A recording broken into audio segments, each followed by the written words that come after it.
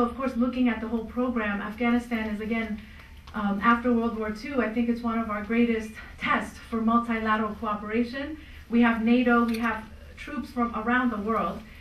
In comparison with Iraq, it is very multinational, and that is very good, and Afghanistan welcomes that assistance for its security. Of course, until the Afghan national institutions can get at the level where they can provide security for the Afghan people. And that is happening. The Afghan National Army should have about 70,000 people this year, and the Afghan National Police has about 25 to 30,000. But depth of training, of course, is an issue, and the salary structure so that they will stay in the police force, and of course corruption. This is an issue that's tied in with the counter-narcotics issue as well as governance. And from a lot of the Afghan Americans who have traveled there, the reports are coming back that the corruption has increased at an alarming level. And this is something that needs to be addressed. Otherwise, it becomes like a cancer that's hard to remove later. It's linked to counter-narcotics, and Afghanistan's governance then will become in a cycle that it can't get out of.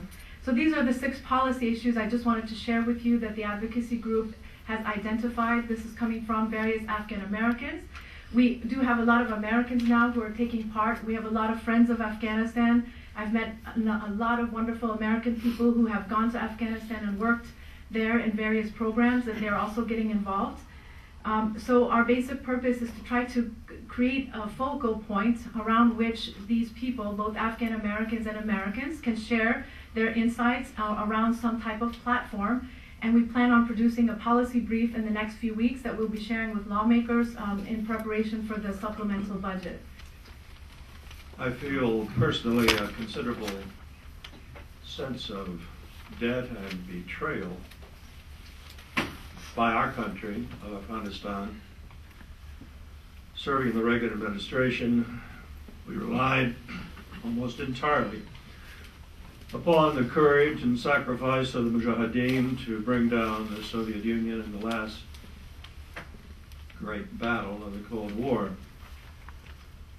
And after the Reagan years, we unfortunately left the country in control of warlords who brought the country to ruin and established the conditions in which the Taliban could emerge. From that, however, the Taliban provided a base for radical extremists, and we know what history flowed from that. Here's a country, however, that lost more than 1 million lives in the struggle against the Soviet Union. Almost 3 million refugees displaced into Pakistan and elsewhere. The country infrastructure literally in rubble. And we withdrew, ignoring the scale of loss and sacrifice this country had experienced in our behalf.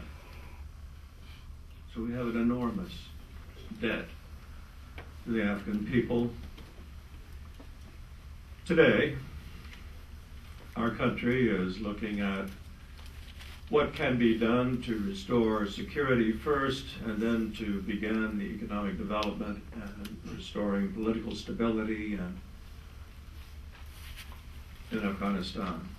And the NATO structure today suffers from inadequate resources, inadequate numbers, and inadequate common rules of engagement who truly go after the enemy in this country.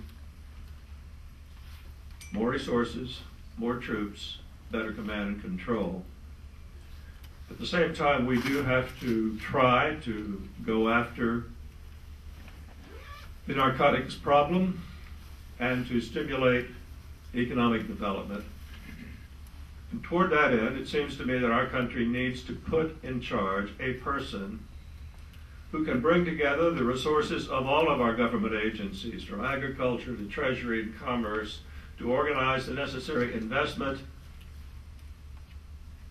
lobby for the appropriations on the Hill, engage with the Afghan government and getting at the substantial corruption that exists inside that government, so that it is a more functional government, truly able to lead Pashto, Uzbek, Tajik, Hazara communities of that country.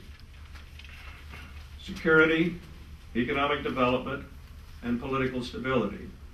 All of these have to be tackled on an integrated basis, and the policy of our own country in securing first both agreement on the policy measures in each of these domains, security, economic development, and political, should then be implemented by a single, respected, knowledgeable individual who spent a lot of time in salvation. The Afghan people are a marvelous, industrious, hardworking people. They are a tribal society, divided into numerous tribes and sects throughout the country. It has seemed to me one of our important failings in how we've conducted ourselves has been to rely entirely on the central government. When you find that indeed that government, riven with corruption, doesn't command a great deal of respect down at the provincial, district, village level, we would be far better off in channeling our assistance down to tribal leaders, to village chiefs, for you find, in fact, there is a measure of pluralism. I wouldn't say democracy, but pluralism in the way leaders are chosen at the village level. And if, instead of placing our confidence in a central government that is truly, thoroughly corrupt, to empower chiefs chosen by local citizens to be in charge, and not empowering those local administrators to decide what is going to be most effective at job creation